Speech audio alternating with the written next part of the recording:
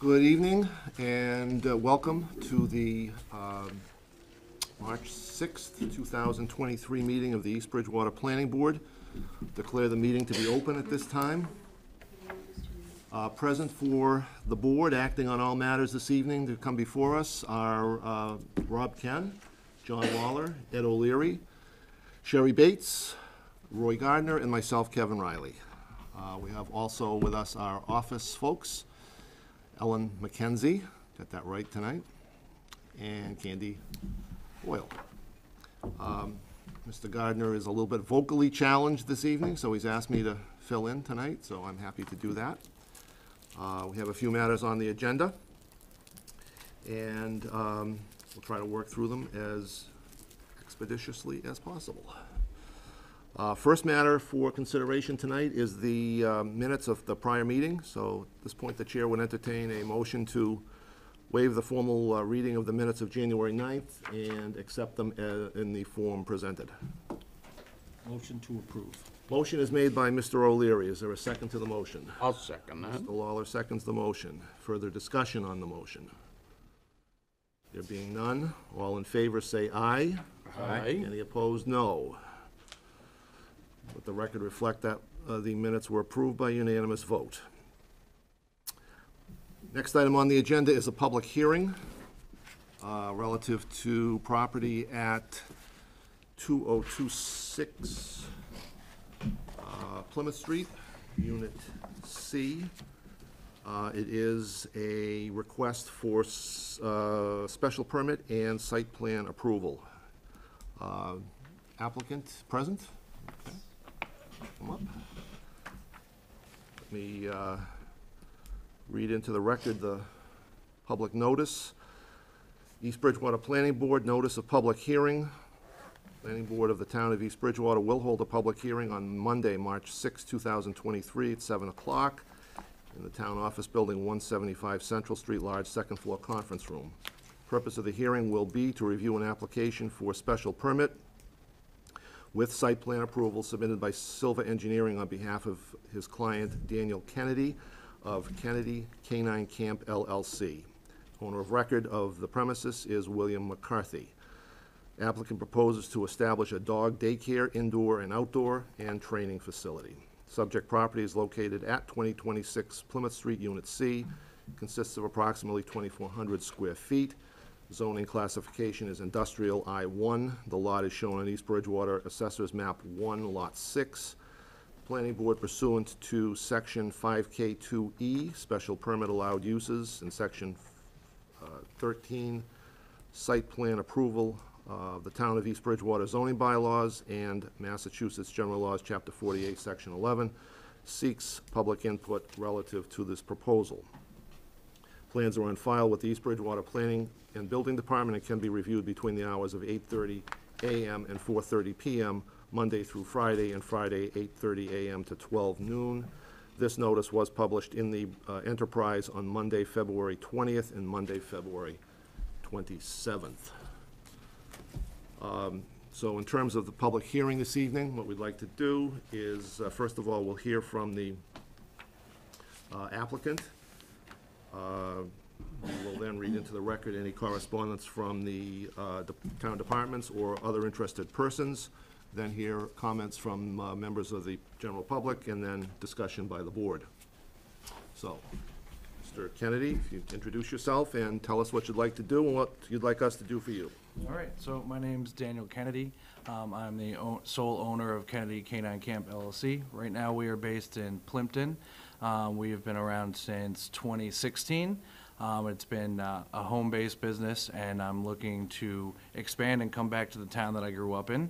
And I'm looking to do daycare Monday through Friday between the hours of 7 a.m. and 7 p.m. And also offer training, which training could also be on weekends and possibly evenings.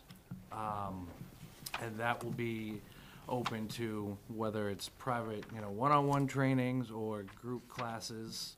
And then also I was looking to possibly do like board and trains where a couple of dogs would stay overnight at the facility with somebody staying overnight with them.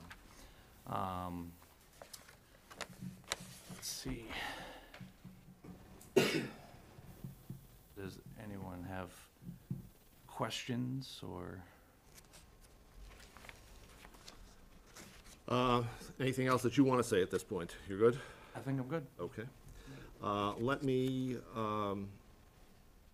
just read a couple things into the record at this point. The first one is from the East Bridgewater Fire Department. And that is from Deputy Chief Craig Windsor. Fire Department has no issues with the request. If any change to the request includes animals being housed overnight, we would like to be notified if that is approved. And they would strongly recommend a monitored fire alarm if animals were going to be left unattended, to be conditioned in the special permit. We also have a letter. We have a couple of letters, actually.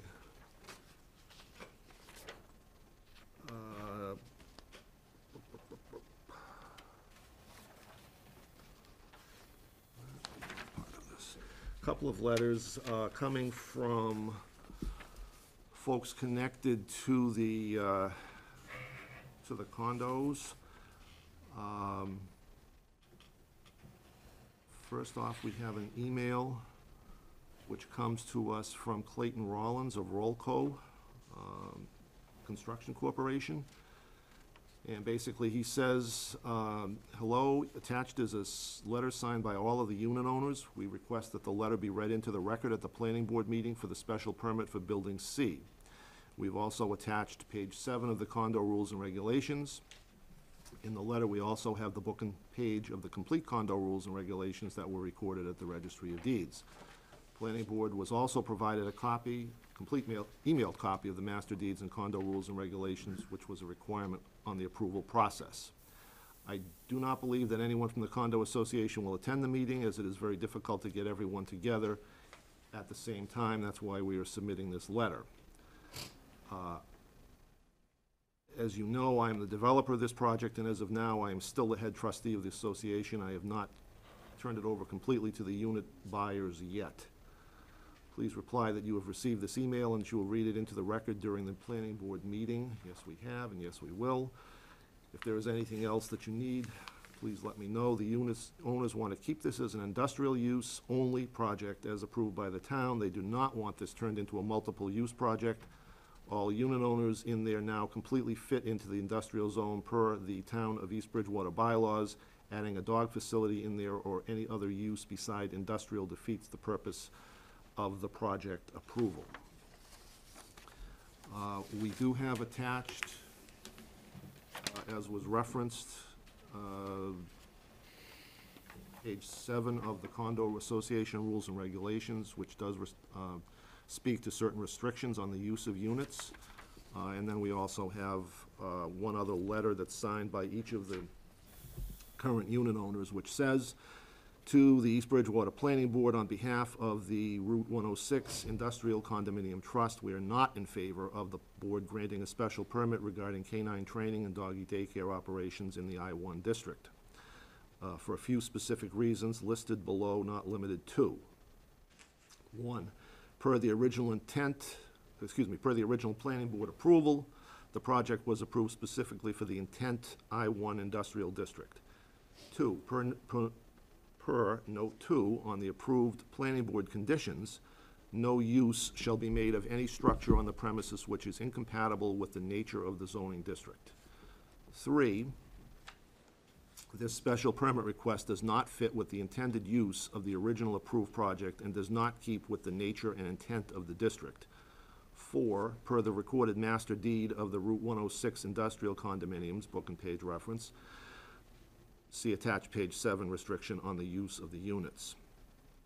In ending, we feel that the approval of this project would go against the intent of the approved project, along with the recorded restrictions of use of the units per the recorded master deed. We feel that a nuisance would be created to the abutting building owners with barking dogs, odor from exterior, dog urination, and feces, whether it be in a controlled environment or not. Also, it is a possible safety hazard if a dog were to escape or get loose, along with customers of the facility walking their dogs on or around the private roadway where there is industrial truck traffic on a regular basis. And that is signed by the 6 other unit owners of the Route 106 industrial condominiums.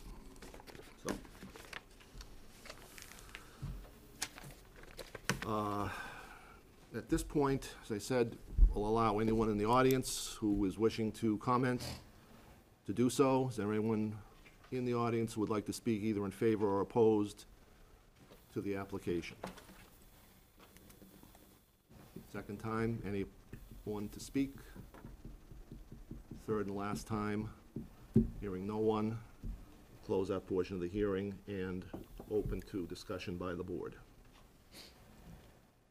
Comments, questions for the applicant? I'll certainly give you an opportunity to respond to what was read. Mr. Riley, if I could, I'm gonna make a motion that we defer any action on this until our next meeting, pending a response from town council as to whether we could even legally grant this. Since technically speaking, this is a piece of private property that's covered by a condo association document. It is explicitly clear that the only uses to be built and to be used within this site are uses that are considered allowed uses under the town of East Bridgewater industrial zone. And this would be in the second paragraph, special permit allowed uses, and not the first paragraph of our zone, which lists the allowed uses, so. Given that the roadway itself is private and the ownership is private and controlled by a majority of the condo association, I'd like to get an opinion on where this fits as to whether we could even grant a special permit for this site. This is, I've been here a long time, and this is the first time that I can ever remember a special permit being requested within a condo association, in which it's clear that the condo association in unanimity, with the exception of, I guess, the current owner of that unit, it is clearly against granting this permit, so given that, I'll make that as a motion to defer action until our next meeting pending response from town council. April, March 20th. wow, March 20th, okay, 2 this month, busy. So there's a motion by Mr. Gardner to defer action on this matter until our next meeting, which would be March 20th, pending an opinion from town council as to question of our ability to grant the permit based on the restrictions otherwise found in the condo documents. Is there a second to the motion? I'll second that. Motion is made, seconded by Mr. Lawler. Discussion. I would discuss. I've looked at the bylaws. I believe 2 things. One, that the way that that provision is written is broadly enough written to allow this use. I believe it would allow for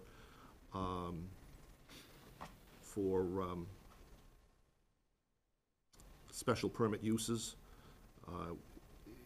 Just the way that it's written, I think it is, that is doable. Second, I think that if the board were to grant the permit, I think it would then be up to the opponents to, take some legal action to enforce that bylaw, if that's what they chose to do. That's just one person's opinion. And I certainly would defer to what town council would have to say in the matter. So I would say 2 things, sir. One would be that I would ask you to take a peek, if you haven't already done so, at the section of the bylaw that speaks to, which is section 5K2, which speaks to special permit allowed uses. And assuming that we were to get an affirmative opinion from town council to say that we could, move forward with this thing. I would just ask you to be prepared to discuss how it is you think that your use fits within the parameters of what that says. Okay. Okay? And then the second thing is, I would just say for my own benefit,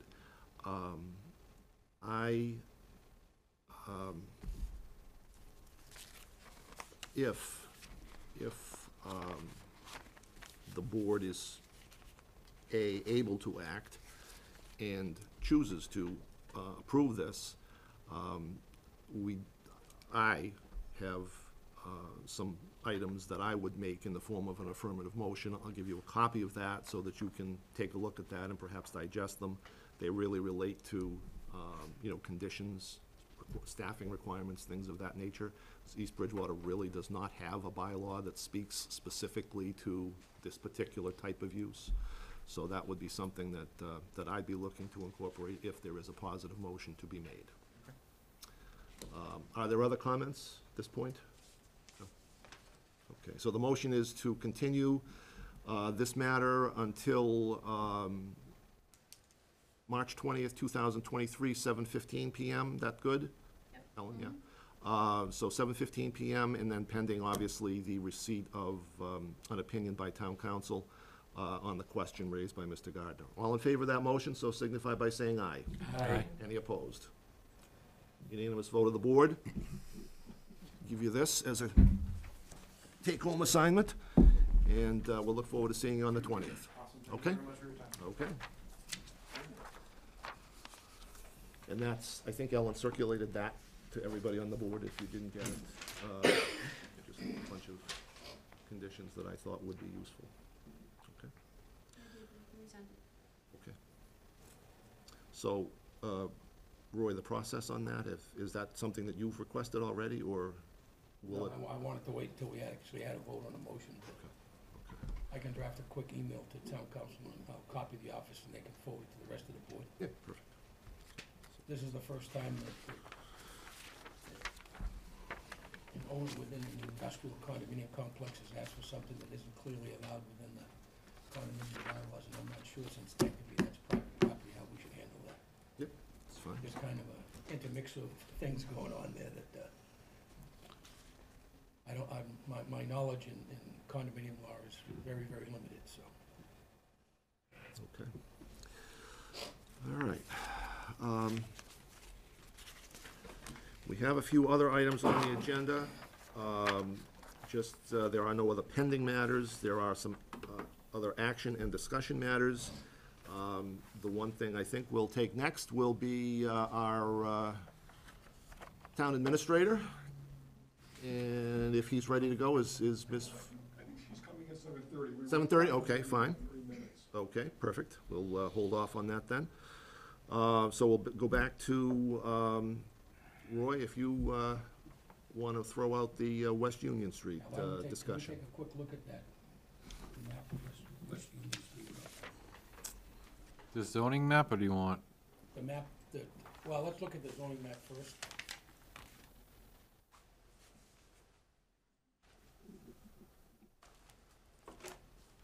So for the benefit of the public, this would be a discussion regarding a proposed change to the zoning map, expansion of the existing R3 zoning district in the area of West Union and Cross Streets. So right now, the R3 zoning district as it exists is, Rob, if you can stick your cursor right dead center in the middle of that, that's the R3 zoning district. It's effectively, the majority of it on the southeasterly side is defined what I believe is the old railroad line. The northeasterly side is a little bit random, but it currently runs out to West Union Street. In some areas crosses West Union Street. Now, directly above that is a small parcel of B3 land, which was zoned, it's gotta be close to 20 years ago, maybe more, to the B3 zone, to accommodate the two businesses that were operating there. One is the TJ Smith's Function Hall, which is on the westerly side of the intersection of Cross Street, on the Cross Street North Central Street side. And the other one is the, for lack of a better definition, the old car barn. It's CPC. It's the extremely large barn where they used to service rail cars. That's directly opposite TJ Smith's on the other side across the street. Now, we've had several discussions with both the Smiths in terms of what they feel is a lack of business possibility ongoing at that site, given the current marketplace for the kind of functions that they have run in the past. To come up with a new zone, and if we could show the sketch of that new zone that we're gonna propose.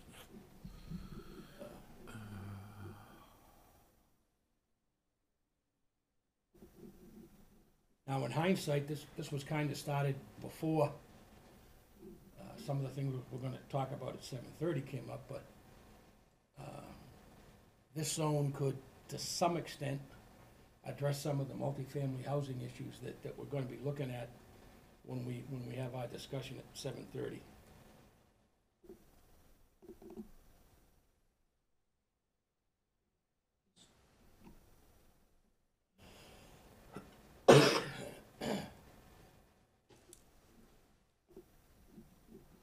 Okay, so again, the existing R3 zone is in the brown.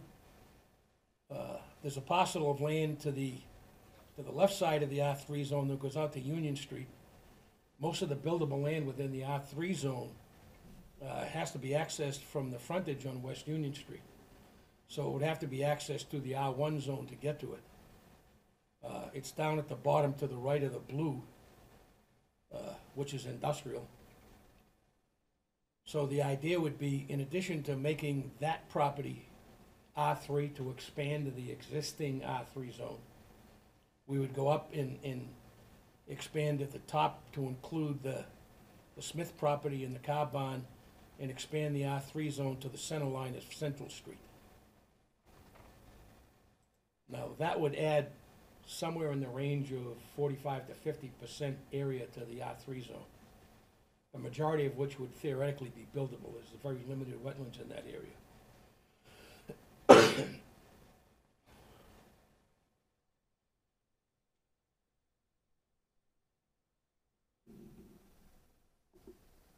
We've seen at that track meeting, which we have the first and third Wednesdays of the month, a preliminary multifamily housing development at the Smith site, which would meet our current R3 requirements.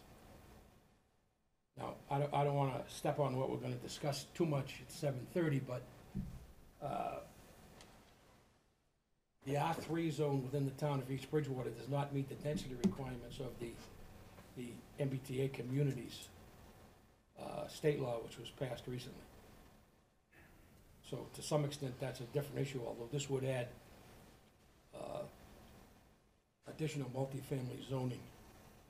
As it currently stands, R3 is the highest density residential district we allow in the town of East Bridgewater. Several different reasons for that date back to way back when we rezoned the town basically completely in 1987, and that is that the assumption that is the town of East Bridgewater, to get to any place you have to drive there.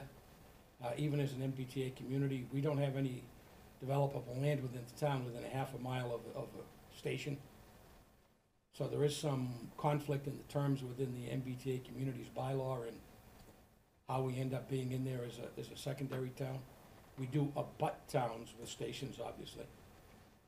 We have stations effectively on 4 sides of East Bridgewater. There's a station in Campello to the west of us. There's a station in downtown Brockton to the north of us. There's a station in Whitman to the west or the northeast of us, I'm sorry.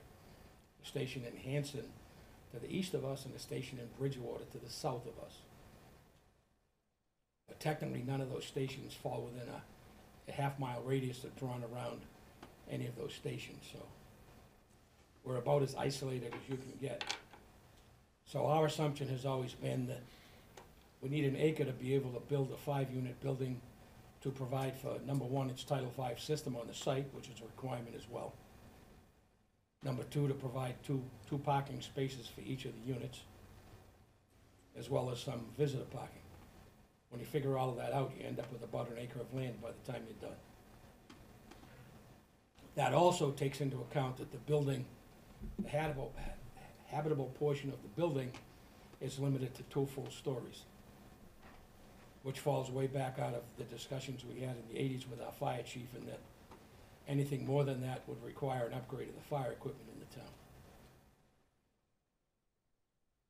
So we're gonna have a discussion in just a few minutes about the MBTA Communities bylaw and hear more about what the expectations of that are.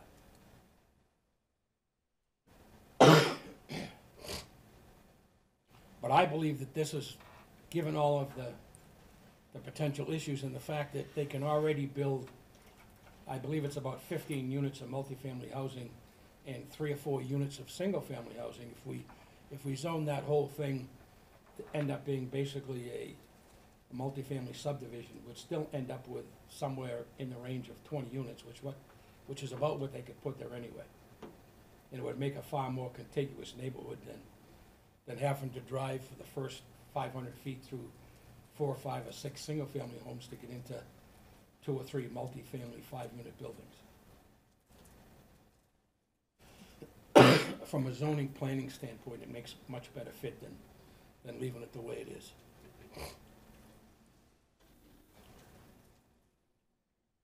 In the area south of North Central Street, that area already has a bunch of extremely large old colonial buildings, some of which are already 2 and 3 family.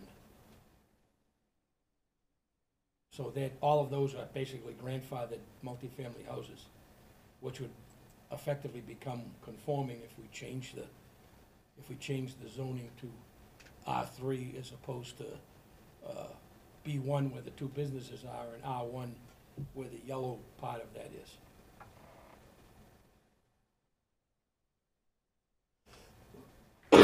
So I'll leave it at that, Kevin, and see if we've got any questions or comments.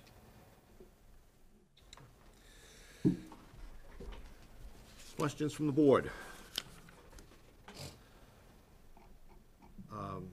So, Roy, is this something that would definitely be looking to put into the town meeting for this coming spring, or? I believe we would, although officially that's up to the selectmen. Our job is, well, it could go 2 ways. The selectmen themselves could directly petition town meeting to do that and send it to us for a recommendation. Or we could petition the selectmen to put it on the warrant. We would still have to hold a public hearing to make a recommendation to town meeting, either way, so.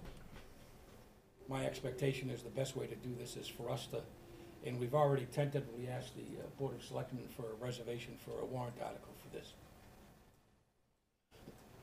But if the board as a majority doesn't want to vote to ask the selectmen to proceed with this, the selectmen are within their rights to, as a petition to the selectmen, to send it to us and ask us to make a recommendation in any case, so. So, appropriate action at this point would be to look for a motion to request that the selectmen initiate this rezoning. I believe so, and I'll make a motion to that effect. So there's a motion to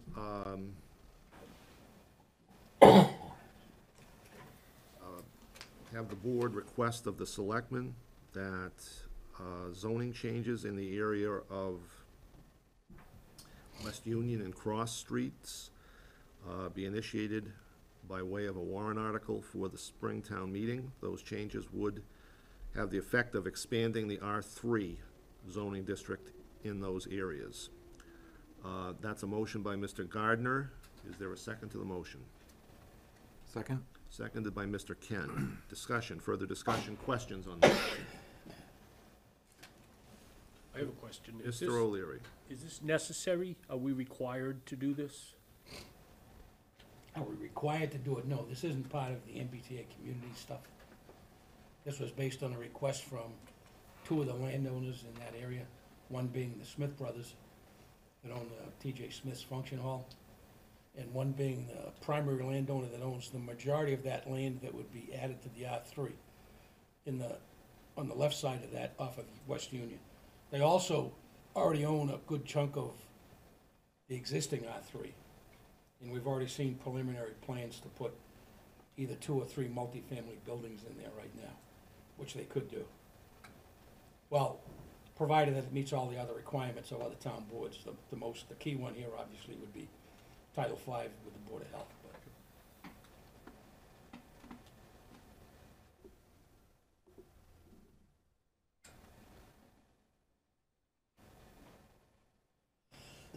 So that's actually the preliminary plan, one of the preliminary plans that we've seen to date. Do you think these are all single family, right? The front ones, yes. Do you think that would change? Until you get to the second bend there where there's kind of an S bend, the second S bend from there down is multifamily. Is that where the zoning line is? It's that hard black line That one there? where you've got an industrial R1, R3 notation just next to the cul-de-sac there, Rob, on the left. Down below, Rob, yeah. Up, yeah. Yeah, Okay. there you go. So if this gets changed to R3, do you think these will go to multifamily units like this one? Yes, That's the plan? there'd probably end up being 2 more, so there'd probably be 4 or 5 or 6 unit multifamily buildings instead of 2 or 3. He's sure he can fit 2 in there, he thinks maybe 3, and then the balance would be single family, so it'd be somewhere between 16 to 18 multifamily and 4 to 5 single family in the front part of that roadway going in. Rob, can you just pull that down just a bit? The other way, sorry. So Roy, that right there where the cursor is now, That's his existing house. That's an existing large single-family home.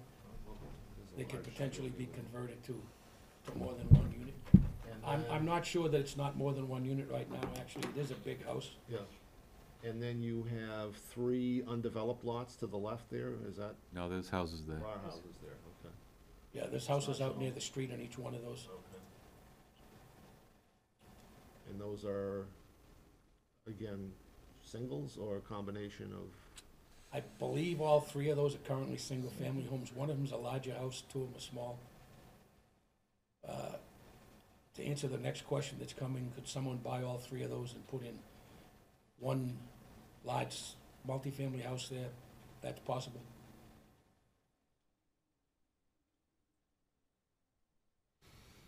I guess a lot's only used as its primary use until such time as the primary use goes away and the new primary use gets built, so.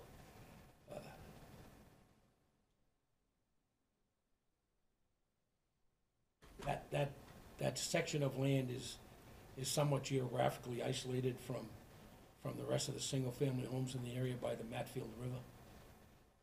Where those 2 single families are shown right now is somewhere between 10 and 12 feet above the Matfield River. The Matfield River is basically just behind there.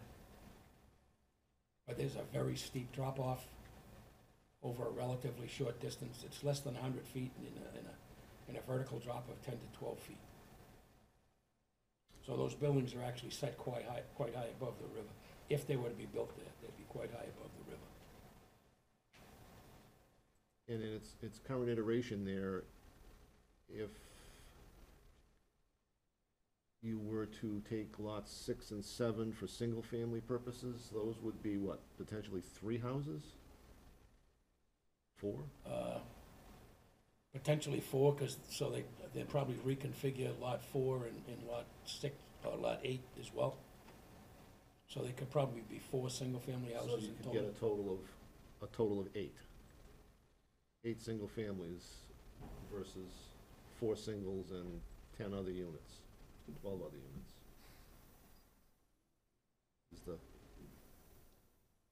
If it were left alone. Does that sound right? If they went all single-family, yes, but where those 2 multifamily buildings are shown is already R3. Right, they're on the Right. right-hand side of the R3 zone. Right, so that's what I'm at, so So if you were to develop those, so the pieces above the industrial line would require 35,000 square feet. Yeah, so depending on exactly how it falls out, you'd end up with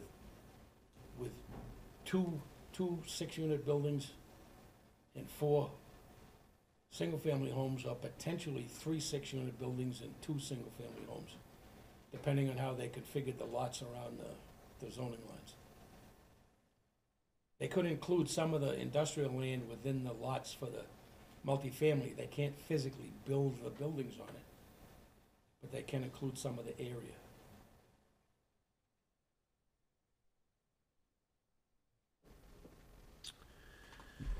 Further discussion? So a motion on the table is to request of the selectmen the initiation of process to rezone the land in discussion. It's been seconded. All those in favor of the motion, so signify by saying aye. Aye. Any opposed? That record reflecting a unanimous vote of the board in favor of the request to selectmen. Not sure. Still not real, okay. Is the map up here at this point? That large map she brought, I can go get it. It's up on the screen, I did attach Oh, it okay. as an attachment. Would you still like the paper?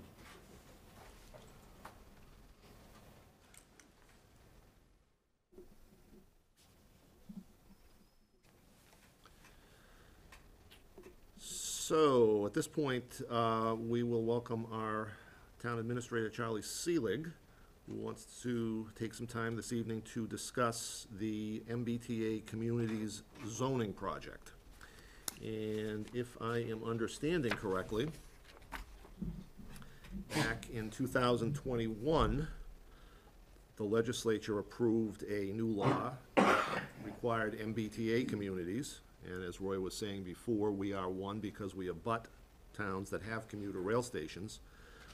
Those communities need to have at least one zoning district of a reasonable size in which multifamily housing is permitted of right. And there were several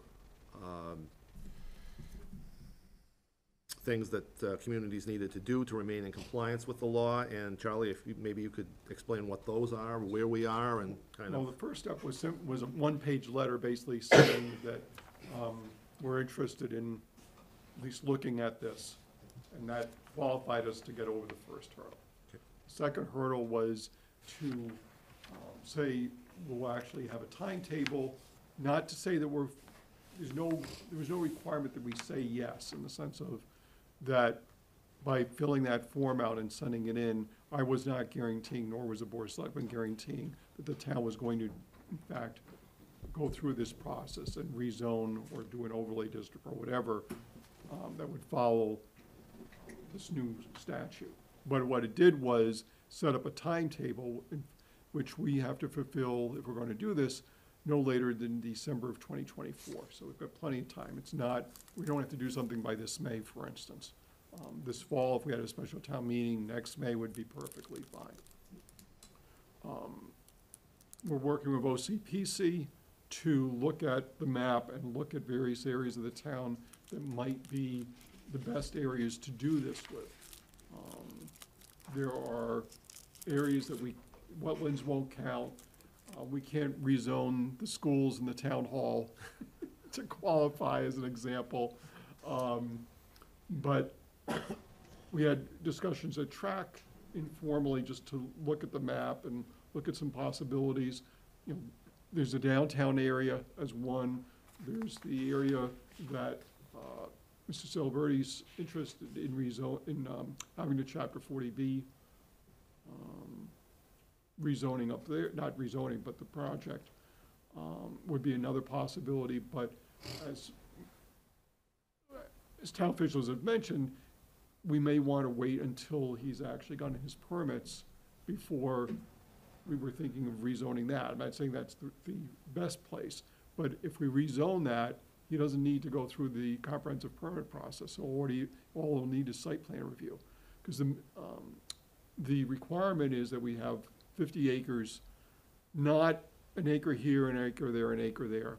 You know, reasonably sized parcels. It doesn't have to be one 50-acre parcel, one 50-acre area, but reasonably sized parcels that would allow by right a density of at least 15 units per acre, which is obviously a lot more than any of our current zoning districts allow. I guess in a sense, there's a couple of carrots, and we're waiting to see what the sticks are.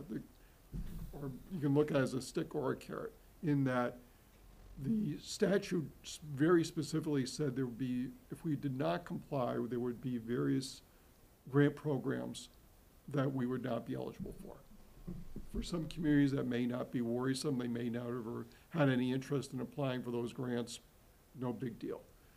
However, hearing from the governor during the last few weeks indicates that come after December of 2024, if there's a community that is not in compliance, the state or other entities might take action in court against the town for failure to comply with the statute.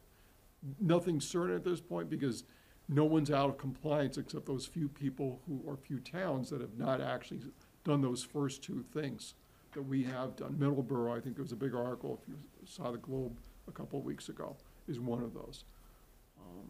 So all we're doing right now is looking at this map and saying, if we were thinking of rezoning or doing an overlay district of some sort to allow for that 15-acre minimum, 15 units per acre minimum, where would be a good possibility? Well, you know, when I sent the form in, I said, well, if I'm going to do densely populated, we may be wanting to think about along the Route 18 corridor would probably make the most sense. The road is built for that much more traffic, for instance. If we were ever going to do bus lines or anything, probably Route 18 would be a logical place to run a transit service there. Someone, for instance, had mentioned at one point the Hanson Land over there in the northeast corner. The problem is the road network, setting aside the land itself, the road network there isn't conducive to as much traffic as Route 18 is. Doesn't mean we can't do it, just there are downsides or upsides depending on where you would want to do this. If the town ultimately makes the decision, we're not going to do the rezoning, you know, we'll find out what happens in 2025. But we've got time to think about this and think about whether we want to or not. What's the upside? Well, depends what the upside you want it to be. If you want people to be able to afford to live in East Bridgewater, if we want to build more housing in East Bridgewater, do that, that's an upside. There's a downside for that, obviously, for people who feel, you know, more traffic, more kids in school, more demand for services. The state, in essence, is saying we need more housing across the Commonwealth, not just in Boston, not just in Somerville or Malden or Medford, but across all of the state, because we have people leaving the state because of the housing prices. That's not the only reason they're leaving the Oh, I state. understand that. There may be a number of reasons, Right. but that's one of them. Taxes play a big role in it. So we have a very small town, very little infrastructure. You can't buy a lot of things, and there's not a lot of places to go. And how many people are we looking at coming to town based on 50 acres? Well, you have to assume that remember, this is rezoning, this is not building. Simply because. Chicken or the egg, it's coming. Well- Let's be realistic about Okay, this. then let's be realistic. We wouldn't be So we're- talking about it if it so wasn't we're coming. talking- let's say 15 times 50, Right, that's 750 units. How many people are gonna be in each one of them? minimum of 3, Okay. probably parents and a Okay, so child. 2250. Right. So that would increase the town's population by what? Somewhere between a seventh and a sixth. Do we have the water for that? So far as I know, yes. I mean, we're going through, in fact, renovations of the well systems right now. You can talk to John Haynes about that and to Jason Trepiano. But I mean, again, we've got 2 years approximately if we wanted to do this. it doesn't mean on January 1st, you've got 750 units built. Charlie, am I correct in that in towns where there are rail facilities, that there needs to be a proximity? We're supposed to be within a half mile. I Okay. think that Roy had mentioned that is for towns with stations. Correct. So in our situation, we have none. No, There's the no. closest so- one I think is Campbell. Right, but what I mean is, there's no requirement that No, we, and that's for. anywhere in the town is No. fine. I mean, if we're gonna do it, you wanna build it where you have the most infrastructure that can deal with that increase in housing. Sure. So I guess the other question then is, looking at it from perhaps another perspective, does, or would, existing developed land qualify? Yes, So you could overlay, some large, one of the condominium developments or something, and make it Right. more dense, yes, so that that would comport with the requirements, but yet not potentially allow any building. right. I mean, for Theoretically. instance, let's say you had 50 acres of single family, you already have a subdivision there. Yep. Now, mind you, the downside there, or the potential is, okay, let's say a developer says, fine, I will buy 2 or 3 of those house lots. I will demolish the houses, and I'll build according to that 15 units per acre. So suddenly you've got, in the midst of a single-family area, Subdivision, yeah. well, not, subdivision, but a multifamily, So I think the basic answer to that is in a town like East Bridgewater, the idea of putting an overlay over an existing developed site, especially if it's a residential site, which as we all know is 89–90% single family in the town of East Bridgewater, just doesn't work. Because you could end up with exactly that. Yep. Somebody could pick the 3 or 4 cheapest houses within the middle of a residential area and put up 15 units per acre on 2 acres. So that doesn't work. From that is 100 degrees, 180 degrees counter to what good zoning and planning says. Now, the state's own bylaw says East Bridgewater doesn't qualify for that. You read the state mandated PR crap. Massachusetts has among the highest, fastest growing home prices and rents in any state in the nation, okay? Rising costs are dramatically increased, we got that. Housing costs are a primary driver of homelessness, we got that. But then it goes on to say that more housing closer to the places that we go, such as everyday local shops, jobs, schools, walking distances and such, is key. Better access to work services and other destinations by increasing mobility and utilizing public transit. Now, the problem we have in East Bridgewater is no matter where you put that, you gotta drive to somewhere. Right. That's 180 degrees against what this whole law is written and intended to do. I think what Charlie said is absolutely true. I see 3 places in town where we can realistically zone and not destroy the area around it. One of those is the existing area we're talking about, the 40B, up north of Highland Street along Route 18. Second one would be the downtown area. Problem with that is that under current laws, most of that land which used to be used, and it was still being used just shortly after or shortly before I came to town, is now considered wetlands because it's become overgrown in that triangle between Route 18 and Spring Street. Now, there is the area of the old, I won't get the name right, but the iron works and the Yeah, I was just Precise gonna ask, precise engineering that was there. what's the future hold for That could that? potentially be done, but that's still considered a brownfield, brownfield. which we own Precise Engineering, Eastern Steel's still in tax title. Both properties need to get cleaned up, but, make it attractive enough to a developer, and they can put the money in for that. And the third piece of that is, again, as mentioned, which would be closest to the Whitman and the Hanson stations, would be the land down off of Central Street. Now, there's other issues there that make it a bit complicated, because a good portion of that land on the Hanson side of Central Street is in Hanson's Aquifer Protection District. Now, given a 15 unit per acre density I can't envision any way that you could build that without having an on-site, a true wastewater treatment plant anyway. Because you're certainly not gonna have multiple 15-unit per acre buildings and have a standard on-site Title V in-ground disposal. That's not happening in East Bridgewater. My understanding is a lot of downtown, the soils are terrible. Yes. So, I mean, we'd have the same issue there. How large is the downtown property? It depends on, basically, you draw the circle to include, I mean, the precise Yeah. engineering in Eastern Steel is maybe, Yeah, that's what I'm, it's a dozen and a half acres, something like you that. got about a Somewhere quarter between 12 and 14 of acres. what you'd need or Yeah. thereabouts. Now, you could theoretically draw the circle and make it bigger and include what we used to call the polo fields, which is that triangular land between Route 18 and Spring Street. But technically speaking, we've been told in the past that that's now flagged as wetlands, even though it was treated as agricultural land for over 100 years when it was in fact the polo fields. It was actually fields where they played polo with barns and all kinds of stuff on it. Until that kind of went by the wayside roughly 50 years ago.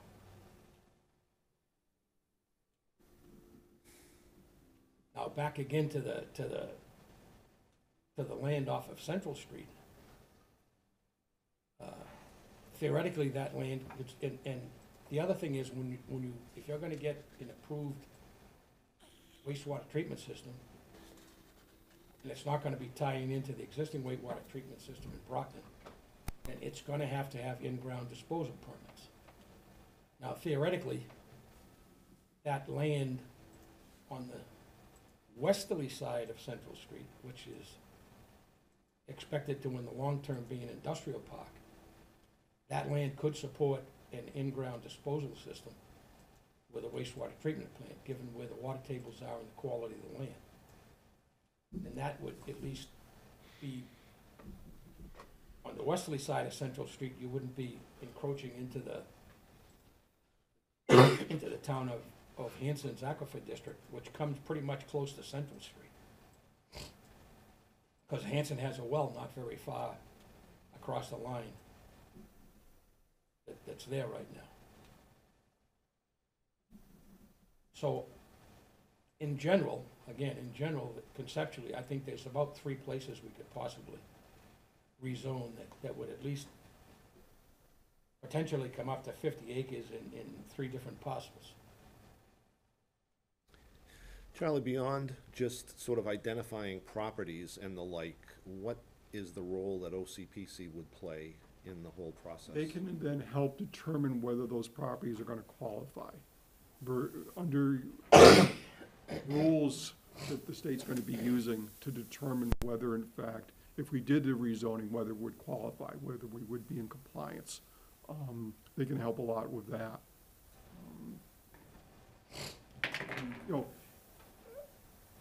Roy's pointed out the lack of resources and such that we have available. I mean, so, in the end, OCPC is simply there as an advisor. It's not gonna say, you must do it this way. Other than, if you rezone this area, it's not gonna qualify, because boom, boom, boom, here are the areas that could qualify. But they're not gonna, OCPC is not there to tell us what to do. So part of the other things that have been made clear to us is that all of the infrastructure improvements required for this are up to the individual private developer that does the work. The town's not on the hook for any of that, including all of the infrastructure that would have to be built, which may or may not include wastewater treatment capability. But the problem is that, for instance, just new renovations or expansion of the road network, the developer won't have to, because it's under site, well, that's gonna be under site plan, there's no special permit necessary, so there's no stipulations that the planning board can place on the development. Obviously, the infrastructure tied to the development, water, sewer, whatever, yes, but saying, okay, we're gonna put in a new traffic light at this intersection because of the, Like a turning lane, widen the road, whatever, yeah, you can't, none of that. We can't force that. The other, what I consider kind of a catch-22 here is, although the Central Street area down toward the Hanson line would appear to be taking away all the other issues that are there, including the fact that it's planned to be a large industrial park right now, but would be a good area, is that the Whitman Station and the Hanson Station, of all of the stations in southeastern Massachusetts, have two of the smallest available parking areas in the state. So, if you had 50, 60, 70, 100 units of housing there, and the assumption is that those people are all gonna use rapid transit to get wherever they're going, that means they gotta drive somewhere. They got no place to park when they get there. So Bridgewater's a little bit better, but even Bridgewater is a very busy station because everyone knows they've got a bigger parking lot. Campello's a little better, they have a fairly good-sized parking lot, but when I was doing my time in Boston as a grand jury member for the federal government, you didn't get into that Campello parking lot before 6:30, 6:45, you weren't getting a parking space there. And Halifax is as far away from us as it can be without not being in Halifax. Yeah, so. Now, there is one other thing that comes into play here, and over the years, we've had this discussion with OCPC multiple times, but technically speaking, if the town of East Bridgewater asks the city of Brockton for water, under state law, they have to give it to us. Because we're a member of the water district when it was originally formed, which gave Brockton the rights to Silver Lake water. We're one of the number one charter members of that original group. In addition to that, the state has made it pretty clear to the city of Brockton that given the amount of money that the state has ponied up for the upgrades in their treatment plant, that they want to see more abutting towns using that treatment plant. So now, we already have an agreement with them, and I'm not trying to make waves with the city of Brockton here by any means, but the third part of that is potentially that we're also a charter member of BAT. Because BAT means Brockton Area Transit, not just Brockton Transit. Now, Brockton Area Transit goes into 3 adjacent towns, not East Bridgewater, but 3 adjacent towns around Brockton that are also members of Brockton Area Transit.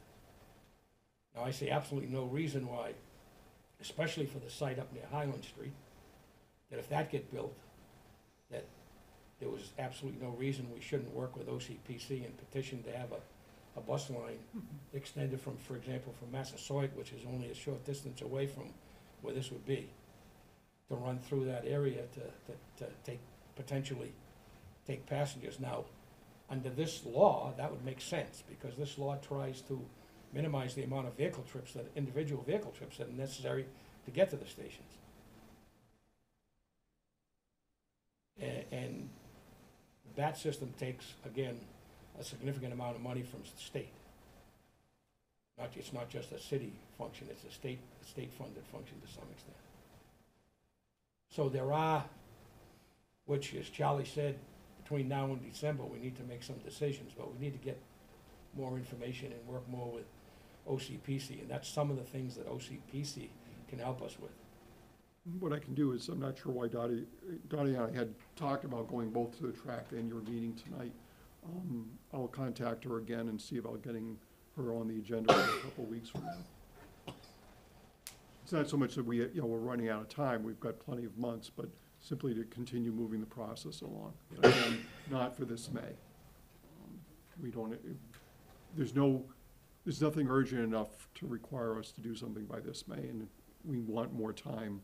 We need your input, obviously, we need the public's input, even before any public hearings, in the sense of a formal public hearing once some possible amendments come up, is, I think, public participation, if we're gonna go ahead with this, and having more people look at those maps is gonna be helpful. Any other questions, comments? What would the zone be? Like, what would? It would have to be a new zone. Call it R15 or something. R15 or whatever. The way our zoning bylaw is structured, it would probably have to be called R6. Because we have clearly defined criteria in each of our 5 zones. And has anybody mentioned Leland Farm? No, that's, the way I read now, again, that's my read of a law, which is very poorly worded and very ambiguous. But the way I, the way I read that, that falls into the exempted category because that's town-owned land. And also, we probably would end up with an Article 97 problem in that Yes, if it was specifically, there's some restrictions in there, deed restrictions.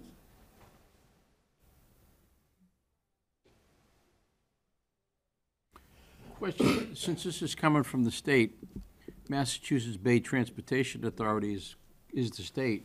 Why do we not have public transportation here? Why are we talking about Brockton? That, as opposed to MBTA, why is there no public transportation here? well, I'm not aware of any bus lines coming down this way that the MBTA runs. So you would go with the area transit instead. I see. So whether it's BAT or GATRA, I mean, GATRA probably, I don't think they want to get to East Bridgewater, but they've certainly done a lot of work in the southern part of the county as an example. And that doesn't have any more MBTA service, even though those are MBTA communities also. So there was originally a discussion, and this goes back 25, 30 years now, when the state sent some ombudsmen, or whatever they call themselves, when they were talking about extending the southern rail stuff, about putting a station across the street from Shaw's Warehouse on Laurel Street. Because the tracks run, I think it's only about 290 feet to 300 feet behind Laurel Street is where those tracks run. I mean, obviously, they cross right by Johnny Macaroni, so they basically run parallel with Laurel Street. But the decision then is, and it was kind of an informal, early on decision, is that there wouldn't be enough people going there because it's not in a heavily populated area. Whereas downtown Bridgewater and Campello and Brockton, obviously, were considered, and Bridgewater State College had the kind of populations that they were looking for. They wanted stations basically in downtowns, or as close as they could get to downtowns. But it seems to me many people choose a station based on the fact that they know that they can park there and Yes. will go, you know, if you've got some, you know, rural quote-unquote station, you probably find that they would actually fill the spaces and make If- good use well- of it if it were there. Well, that's what we Yeah. found in Halifax, was that a majority of the people who use the Halifax station weren't from Halifax. They were from Hanson, they were from Kingston, Clinton. The last study I saw from 7 or 8 years ago said that the majority of people that were parking in the, I believe it was the first Middleborough station that was opened, were actually coming from well north and driving south to get to that station, so they had someplace to park, and then took the train north. Well, not only that, by the time you get to the Whitman and Campello stations in the morning, you're standing up on the train in most cases.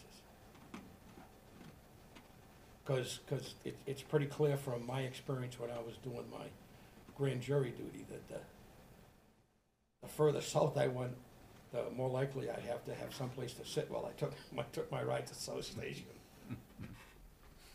So the system isn't well designed, that's pretty obvious if you use it at all. But, I mean, it is what it is, and that law, for better or for worse, was added to the zoning act as part of chapter 48. It's an amendment, if you will, to section 3, so we need to deal with it in some way. How we deal with it is still, that's gonna be a long discussion. Well, Like I other said, questions for Charlie at this point, or?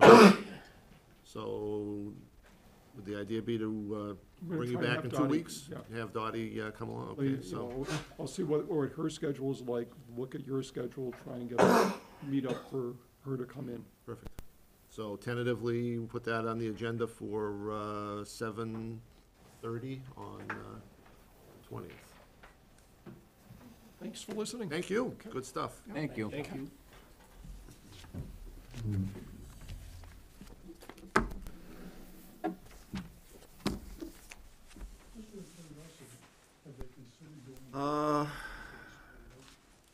Okay, so Roy, sorry to keep making you talk.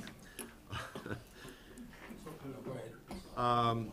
Old Oak Street, I know we received a letter from one of the owners in that area. My understanding is there has been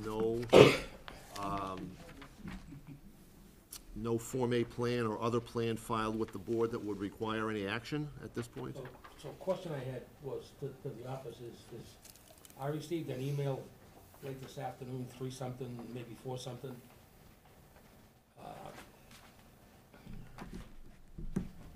From the attorney that's representing the owner of that land.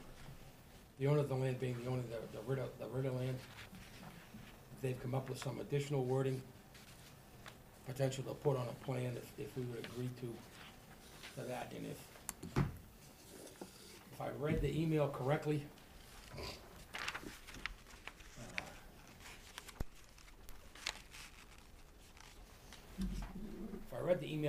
what he's saying, if we'll agree to those terms, which basically say that they will disavow any potential future use of the square footage of those two abutting parcels for inclusion in any future subdivision and/or development, and consider that they've already been used based on the concept of infectious invalidity. He actually used that term now. He's acknowledging. Infectious invalidity, let me tell you. So, now oversimplified, he's acknowledging that those two parcels should be part of the original lot. And because those two parcels were included in one of the deeds when the land was originally sold, based on a discussion with the then building inspector and myself, in which we were provided a sketch of that land, all three of those parcels around 64, the little narrow one, and the one called 0 behind it, all of those were included in the deed when the prior owner bought 64 to make sure that he had 150 feet of frontage and a minimum of 35,000 square feet. The buyer, who was what I'll call an inside buyer, who did a lot of work with the Ritters buying and selling land back and forth, then sold part of that to his wife, separated off one of the other parcels and sold 64 to the current owners. Now, the deed that was given to the current owners to sell 64, pardon my legal description here, but has a bunch of gobbledygook wording that makes no sense at all and does not describe a parcel of land on any map that I can find. The current attorney is saying that, well, that deed only describes 64. It references prior landowners, none of which have owned land in that area for at least 3 decades, and skips through at least 2 or 3 more current deeds to go back to language that came from I don't know where. So the current landowner who sent us a letter saying that he's very confused, Mr. Ferguson and Mrs. Ferguson, sent us a letter on the 6th that's saying they don't understand what's going on here. I had a discussion with them about that. They informed me that they wanted to talk to an attorney about it. They then called me back 2 or 3 days later saying that they did talk to an attorney in town. The attorney went over the paperwork that they have, declined to take the case because the paperwork shows that they have title insurance. So first dibs, if you will, at any title issue have to go through the title insurance company. My understanding is the title insurance company has now taken the case to look it over. So I'm not sure where it stands with them. I haven't heard from them since then. So Roy, does he believe that he actually owns a conforming lot? Yes. He does.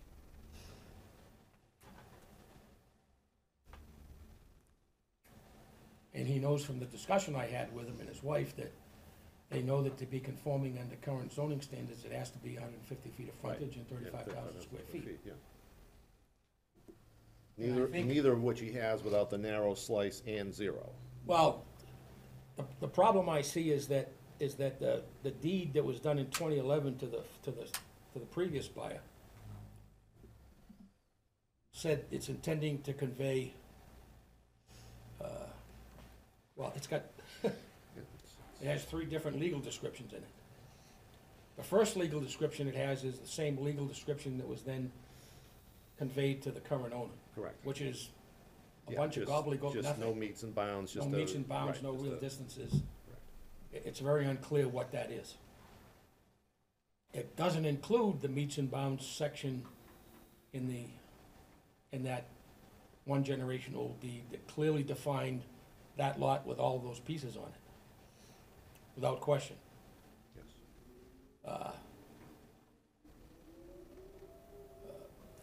The other piece of the problem here I see is that it had a third description which referenced assessor's map parcels, which according to a discussion I had directly with the registry of deeds is not allowed. They said deeds should not reference assessor's map parcels, they should reference either meets and bounds as conveyed in the prior deed, or reference a current plan that's recorded at the registry. Those are the 3 options. So the addition of an assessor's parcel references on the deed after they had a full meets and bounds description, all that does is confound anybody trying to read the deed. So it hasn't actually been refiled with us yet in the Form A plan. And I am leery right now to say any further as to whether or not we should sign it or not. I would like to know whether or not the title insurance company has decided to step in here. Because I think if the title insurance company goes through the deeds and looks at them, they're gonna realize that the prior owner who owned all of the abutting property for an extended period of time was clearly required under current law to convey a lot that was in full compliance with zoning. And they did that when they sold it, at least theoretically, they did that when they sold it to the prior buyer. And then the prior buyer immediately stripped off those 2 pieces and then sold it back to the current owner without those other 2 pieces on it, just doing it by deed. The deed purports to be a quitclaim deed, yet it doesn't reference the prior deed, which again, according to the Registry of Deeds and their rules, is a no-no. It should read the same land as conveyed on whatever deed. And there's some other convoluting things in between. There was a confirmatory deed signed, actually recorded at the registry, with a sketch appended to it, which the registry says shouldn't be there, because it's a sketch that has meets and bounds on it. Any plan that's recorded with the registry with meets and bounds on it has to fit into one of 3 categories. It has to be part of a subdivision plan, it has to be an A&R plan endorsed by the planning board as not requiring approval, or an 81X plan, which states on it with clear notes that it creates no new lines and creates no new lots. The sketch they appended as part of a confirmatory deed is none of those 3. So I don't know where this is legally.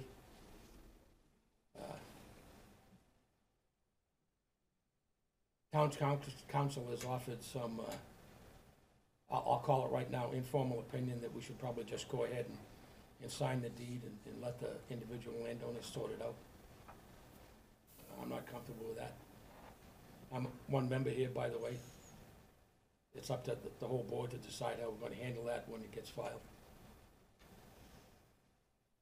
I'm not a big fan of something that looks to smell fishy.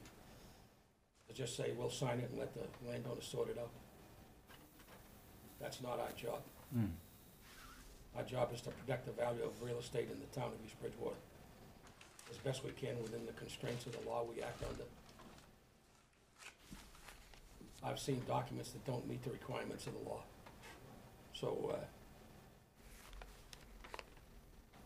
I don't see how I get there from where we are right now. Okay. Since there is nothing that the board is required to do tonight, under any sort of time constraint or what have you, we'll see if we can let that process play out a little further and see where we go. Two other things. Ellen, is there in fact a Mylar to be signed tonight? There is, okay. And I see Mr. Allen, is that correct? Yeah, so he wants to, did you want to come and join us and talk a little bit about Emery Lane and the proposed subdivision? Should have taken you earlier, I apologize, I was not connecting the two. So let me try and run over this quickly, because we already had a discussion with Mr. Allen at a prior track meeting. Mr. Allen owns basically the remaining land at the end of town Emery Lane, which was approved some 15-ish years ago, give or take. 20. 20 now? How time flies. Yeah, it does. So we did have some general discussions in the track meeting, several different discussions, but one of those discussions was some recommendations on how to shorten the road and make a little less pavement and still have the same number of lots which he wants to have. The second was to attempt to minimize the impact on the wetlands, which, although that's not our number one jurisdiction, minimizing the amount of stormwater that has to be managed as part of the Stormwater Management Act is part of the planning board's jurisdiction under the Stormwater Management Act and the subdivision. So, in any case, the third piece of that is, there were some recommendations as to how we could potentially remove the cul-de-sac on Emery Lane. The street layout would stay as it is, but the cul-de-sac would be removed, and the center line of the street would be realigned slightly so that it would just be a continuous street to the location of the new cul-de-sac. The fire department did actually say that they've gone back to a preference now, since that would be the primary end of that subdivision, that it should be a full cul-de-sac and not a T-turnaround. But, and Mr. Allen, you can correct me if I'm wrong, but the things we discussed at the track meeting were that this piece of Emery Lane would come down and connect here, would have a cul-de-sac, but the cul-de-sac could be pulled up so that it just gave enough frontage for I think the primary intent was to make sure there was enough frontage for Lot B and enough frontage for Lot A, yep. what I think was gonna be your home on Lot A back here in the field. This is fairly significant upland. There's actually I don't wanna get into this discussion of seasonal or whatever it is. There's a stream that runs through there that's got water running in it part of the year. We'll leave it at that. Yeah, there's a little stream where you see the dots to the right. I can show you. Yeah, it's kinda right in here, I think, right? And then comes down through and then, No, it's right over here. These dots outline the stream oh layout. yeah, okay, Okay? yep, And basically what happens is, originally, we planned on having the driveway, not the road, but the driveway come this way. There's an old haul road that existed for hundreds of years, and it still exists. So basically, we were gonna stay on that haul road and come back in here to the upland area where I'd like to have this as a house lot. But I sat down with Conservation after I sat down with the tracking board, and Conservation said they wouldn't have a problem with me coming off of a new cul-de-sac. Whoops. it's a touch screen. I must not touch this, I guess, that's the key. Sorry about that. We can go back up.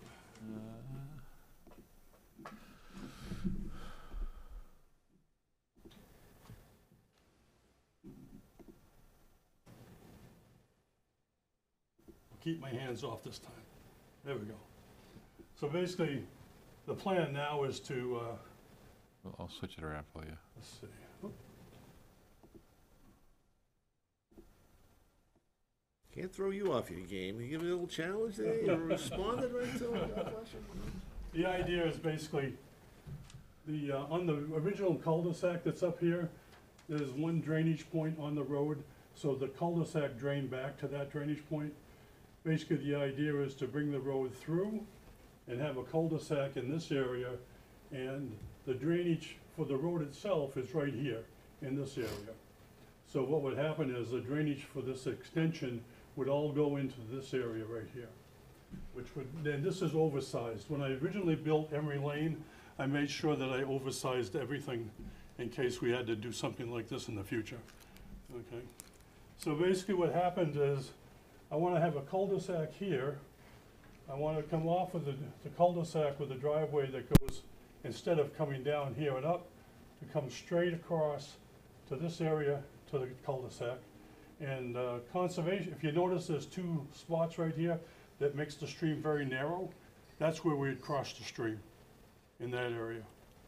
Okay, that is a less of an impact on wetlands and the stream itself.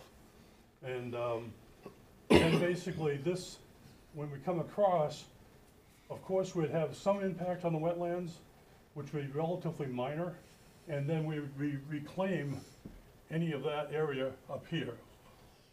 Okay, so there's plenty of area up here. We can reclaim a 2-to-1 ratio for the wetlands, reclaiming to give them back to the wetlands, whatever we damage down here. And it would actually shorten the driveway, which makes it a little less expensive. And the other house lot, Yeah, it looks like it's pretty easy, nothing much going yeah, on it's pretty here. straightforward for Yeah. lot B. It's straightforward. And if you see, there's a little irrigation pond right in this area. And, whoops, I didn't touch it, I didn't touch it. But that was me. basically, the irrigation pond right now is split down the middle with the property line. I own the property on one side, and the trust that owns the rest of the property is on another. I have a little piece Hold on, let me get us back to where we were. right here. Oops, sorry. Parcel A, I believe it's identified, oh, parcel 1 is right in this area. I'm gonna take the rest of the irrigation pond and move it over to my land on this side.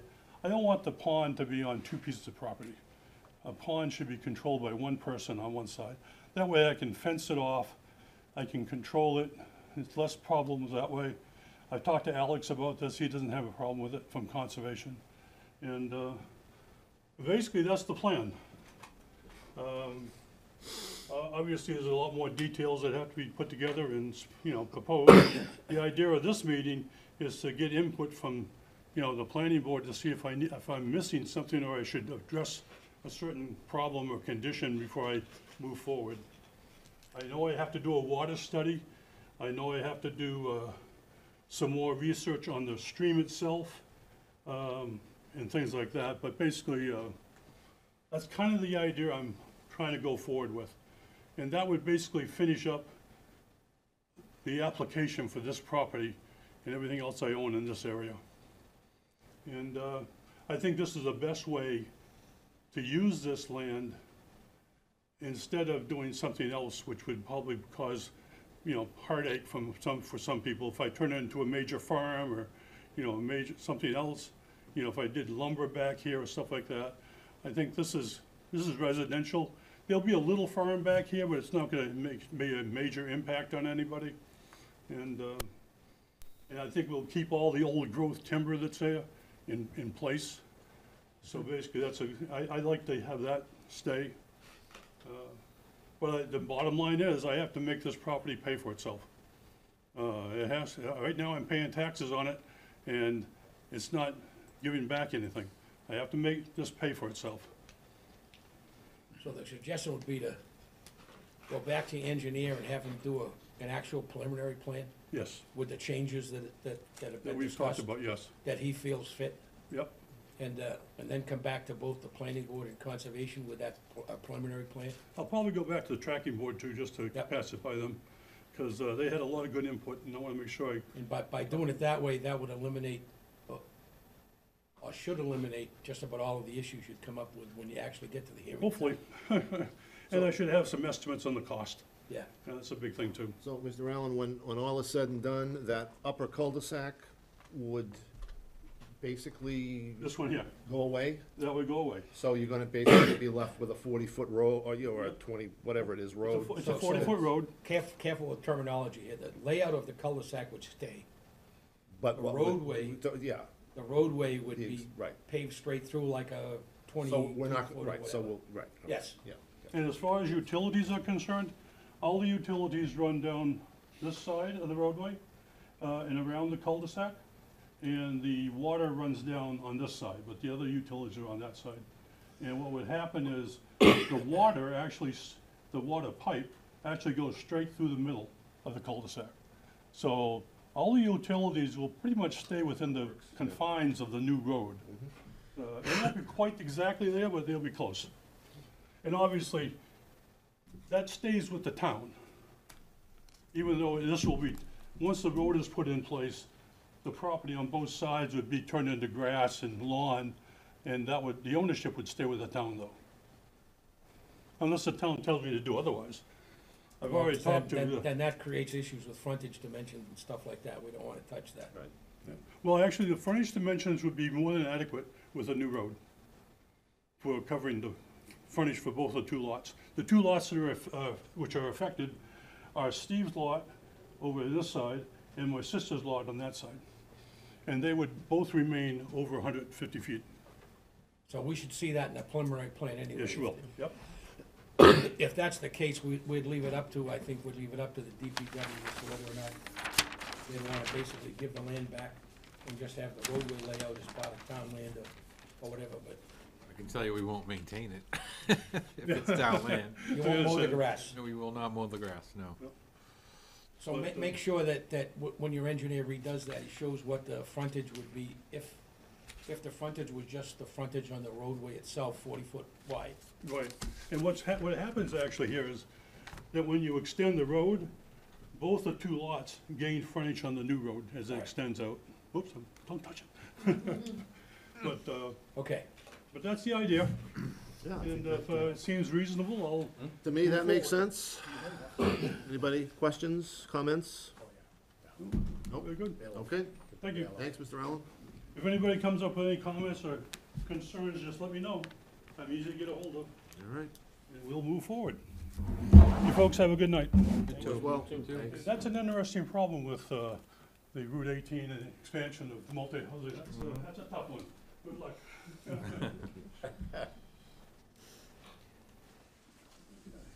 Ma'am, Hello, my name, I'll come right up.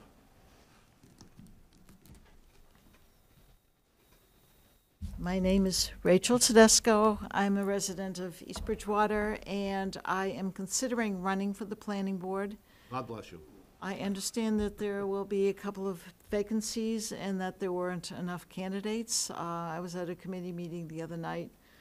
I don't know as much, I mean, I'm kind of hesitant. I see how much technical knowledge you guys have of all of this, you know, the requirements of building and all that. I do have a background, I worked in the city planner's office in Brockton for 8 years, back in the 70s, shows how old I am.